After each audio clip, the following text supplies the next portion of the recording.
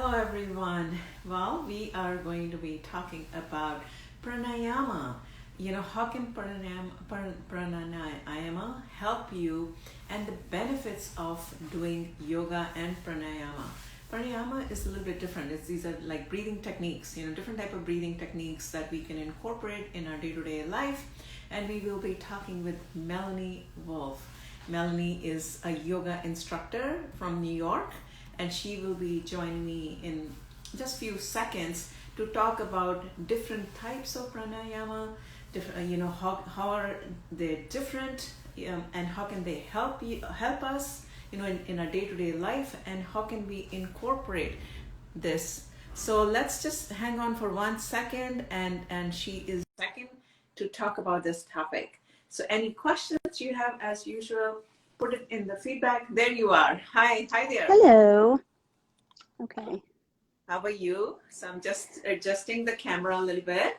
Yeah. Thank you so much for coming again. And we have a very exciting topic today. This is Maloney Wolf, everyone, all the viewers. She is a yoga instructor. If you want to add something about yourself, please go ahead.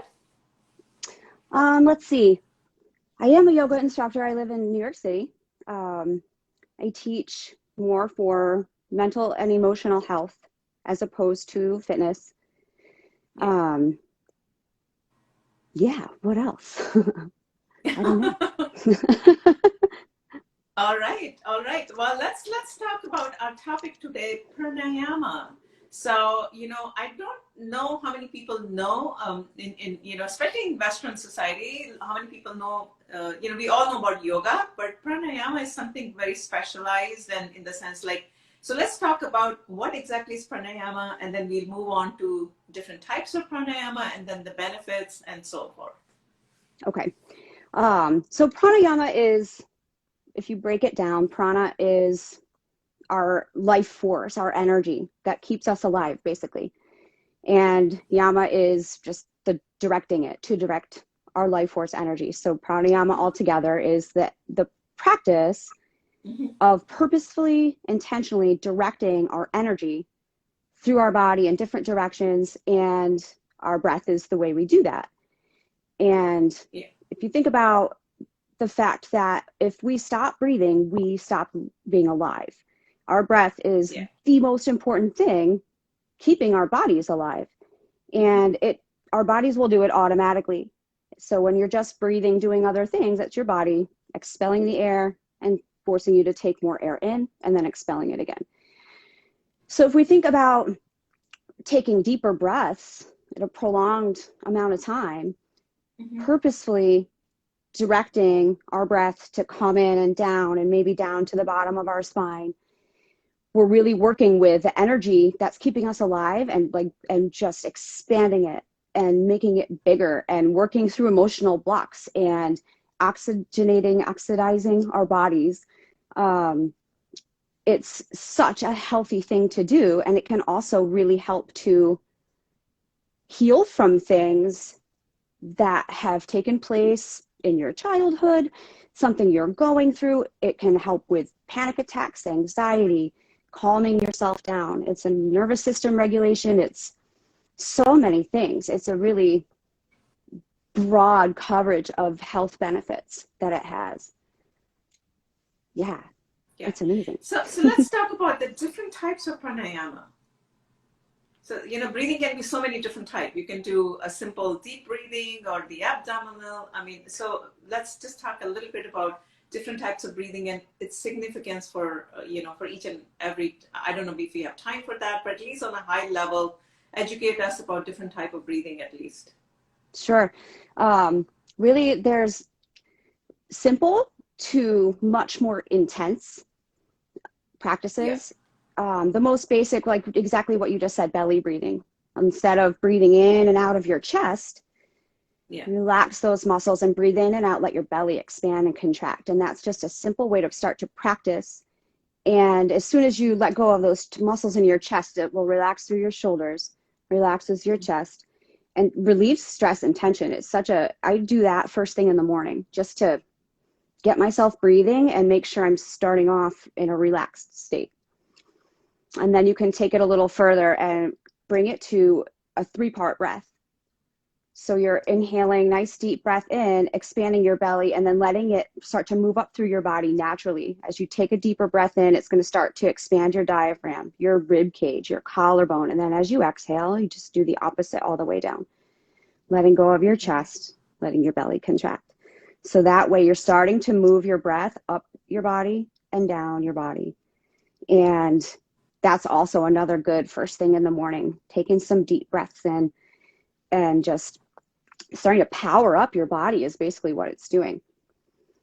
And then you start to move into more specific practices, and getting into more of the yogic practice with it, which I think I mentioned last week, but I again repeat, it is the single most important part of a yoga practice. Without the intentional breathing in a very specific way, you're not giving yourself the same benefits that a yoga practice is intended to give you. So there's one particular type of breathing that you would do through a yoga class, like any single yoga class whatsoever that you're taking. And that's your ujjayi breath. I didn't learn that for a really long time. For the whole, I think 17 years of a yoga practice before I did my teacher training, I was never taught that. And it can completely change your life. I try to give this specifically to everybody over any other type of breathing. Ujjayi Pranayama. So how do you do Ujjayi Pranayama? Ujjayi Pranayama. How do you do it? Can you do a small demo for us? Yeah. And part of what it's like for me, I need something to click. I need it to make sense of what I'm doing and why and how. And part of that is the name. Ujjayi translates to victorious breath or victory breath. But a more common way you might see it is called ocean breath, because as you're breathing this way, it's very auditory and it almost sounds like the ocean waves coming up and down because of the constriction in your throat and your nasal passage. So how you would do that, the easiest way I think to get into it is just to take a deep breath in and have one hand in front of your mouth. So you would inhale through your nose and then forcefully exhale onto your palm like you are fogging a mirror. So you breathe in and then really blow it out. Like feel it come up the back of your throat. And then again, just inhale, blow it all out onto the palm of your hand. And then one more time, same thing, just to get used to that. Inhale through the nostrils and out through the mouth. Out through the mouth. Wow. Yeah, like really forcefully, right? Like you're fogging a mirror is the most common way you would, like in your bathroom. So one more time, just take a deep breath in through your nose. And then exhale, just blow it all out onto your hand. So to start to implement that without the hand and your mouth open, you do the same thing. Take the deep breath in. Blow it out the same way with your mouth closed. You can feel it come up through the back of your nasal passage. And again, same thing, inhaling with your mouth completely closed, exhale the same way. You can hear it. It starts to constrict your throat. So one more time, again, just inhale through your nose and exhale. Ugh. You could already start to maybe feel yourself get a little lightheaded. Which is normal with any breath practice, even if it's not a yogic breathwork practice, but some other kind. You're oxygenating yourself so much more than normal that you can get a little tingly or lightheaded, kind of spacey for a second, even a little dizzy. Yeah. That's kind of the basic start to Ujjayi breath. You can practice it a little bit more and then start to take the inhale the same way and the exhale the same way. You want to think about pulling the air in with your throat instead of your lungs or your nostrils, and then exhaling it up through your throat the same way. So you're pulling it in and pushing it out through your throat instead of just your nose or thinking about your lungs. And as you do that, you start to warm up your body. Your breathing will start to really slow down. It's good for focus. It's good for, that's a meditation practice right there. You're just breathing, practicing that breath. And as you start to do that through an actual yoga asana class, not only are you moving your body and moving all that energy through by physical movement, you're doing it with your breathing too. And that is where the power of it really comes in. It starts to purposefully move that energy through parts of your body that there might be some physical pain or tightness, which, and aside from like an acute injury, it's stuck emotions, traumas, pains, those kinds of things. And as you're breathing and moving, you're working your energy through that area of your body, which can cause a massive emotional breakdown like 2 days later. But it's amazing because you're healing something, you're releasing something that needs to go. And the Ujjayi breath is, oh my God, it's amazing for that. Amazing for that. So let's talk about the difference. So let's talk a little bit, let's shift a little bit. So let's talk about the cooling breath techniques and the heating breath techniques. So I'm not a yoga therapist, but Kapalbhati, for instance, Kapalbhati versus Shitli, those kind of pranayama. So how do they come into play with this whole thing? They essentially all kind of do the same thing at the end of the day, but different stuff is involved. So with a cooling breath, for example, there's a few different ones, and they will cool your body down. They're good for if you're having hot flashes or in the heat. They can start to really cool your body down, and they have more of let's say more of a balancing effect, like Nadi Sadhana or alternate nostril breathing. That's inhaling through the left, holding it for a second, plugging your nostril, exhaling through the right, and then repeating it, just going the other way. So that's cooling down your physical body and also balancing out your left brain, your right brain, and both sides of your nervous system. And that's a really great practice to just calm down for a second. Or if you have a project and you're having trouble making decisions or coming up with creative solutions, that can really put you centered. When I say like centered, meaning that like middle road between both sides of your nervous system and both sides of your brain. There's another one that's kind of fun. It's actually more, you can really feel it faster. And I can't remember what the name of it is. I don't do it very often, but, and this is, if you can, curl your tongue, like regular curling your tongue. That's called Shitli Pranayama. Right? I've seen that by another name too, and I can't remember what it is. It's a cool, I think it's a cooling breath. I'm just learning. It is, because as I go along. It is another cooling breath, and it's kind of fun because you can, like I said, you can feel it instantly. So if you just inhale, like through that little curl of your tongue, the moisture in your tongue is being cooled down. That's what helps to cool down your mouth, cool down your body, and you can feel it right away. But on the opposite end, the heating breaths, if you think about those more in terms of heating your body, I like to think of like it's burning out the junk. The Ujjayi breath is a heating breath itself. And Kapalabhati, oh my God, that's amazing. That might be one of my favorites. It takes some practice to get used to that one. But it's incredibly heating, and it's hard to describe what it does. I mean, talk about putting you in like this buzzy, floaty, like super oxygenated state. Doing that and then sitting and just feeling this energy buzz through your body, and your brain is automatically basically just shut down, shut off. Like that one particularly is really good for trying to figure something out in yourself, like asking yourself a question, like, why do I have such a hard time in relationships? Doing this breath and just sitting it just clears your brain out for you to answer yourself.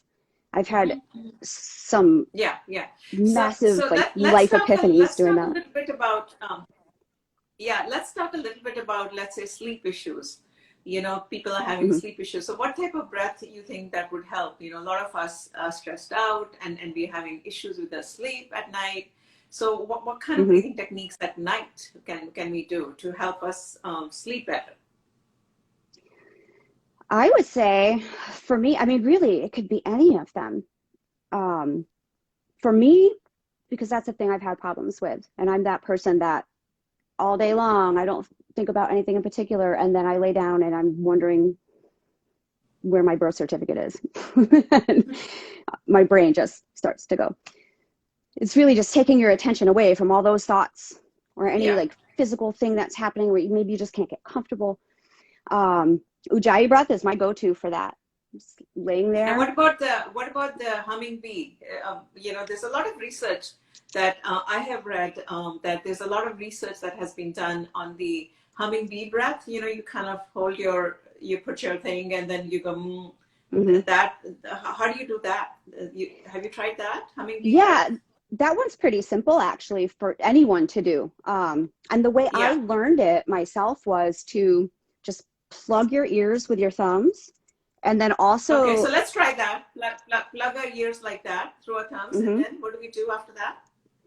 plug your ears with your thumbs and then also cover your eyes with your hands. So you're shutting off your Okay. senses, sense of sight, sense Okay. of sound.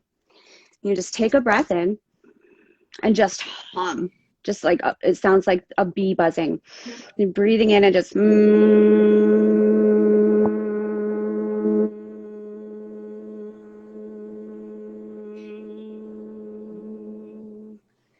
basically until you run out of air. Yeah. You can feel this vibration through your head. It's Mm-hmm. automatically taking yourself out of those thoughts immediately. And one other thing about that, and also with the Ujjayi breath, is this is a whole other topic, but when you're doing that and that vibration is running through your head, running through your jaw, you're stimulating your vagus nerve, Mm-hmm. which is the nerve in the back of Yeah. your head, base of your skull that runs directly to your gut. And Mm-hmm. it's the only nerve Is that this does with the that. humming bee breath? With a humming bee breath Yeah, or the the humming, ujjayi breath? The both of humming bee them, breath. Okay. both of Yeah. them, both of Okay. them create that bit of a vibration in your jaw. The nerve Yeah. runs through your Vibration. jaw. Mm-hmm. So that is also good for gut health, which is connected to pretty much every single thing in our body, that our brain, it's huge. And that's a good breath for that too. But that can be good for sleep because it's taking your attention away. You're still oxygenating your body and it's helping to relax. Mm-hmm. So again, with any one of the different types of pranayama, they're relaxing your body and your nervous system, which is what we need to be able to sleep. Yeah. Yeah. So they're Well, all thank you beneficial. so much. Thank you so much. Anything else you'd like to add before I wrap up? Actually, yes. I know I say it's like I'm pushing it on everybody, but the Ujjayi breath in particular, I wanted to just share with that Okay. how much that has helped me with lots of other things. Calming down when you're getting stressed or nervous or panicky, instant go-to. And I might have mentioned this last week too, but I am severely claustrophobic and was able to make it through a 45-minute MRI by using that breath. And I Ujjayi couldn't believe breath. it. Yeah, I mean, 45 minutes, boom, gone. I was done. And instead of freaking out and thinking I'm going to die, it helped me get through. It's also helped me get through the onset of migraines. Like I'm in New York Yeah. and I'm on the train, and there's been a few times that I could feel it coming and I don't have any pain reliever to take. Until I was able to get off the train and find something. And this is, if you ever had a migraine, like real migraine, it's like a matter of time before it starts to just debilitate you. Yeah. Breathing like that has helped me get through it, kind of temper down the pain until I was able to get something where otherwise it might have struck me a lot harder, a lot faster. Mm-hmm. So it's so Okay. good for so many things. You can do it just sitting at any time of the day, start to practice it. And yeah, the benefits are enormous. Great, great. Well, thank you so much for being there. So Ujjayi Pranayama, that's what Melanie is suggesting that we should all try. We did a demo a few minutes back, And then, yeah, your breath is powerful. That's all we want to say. And try Yeah. that. Try one of the pranayamas and let us know whether they make a difference or not.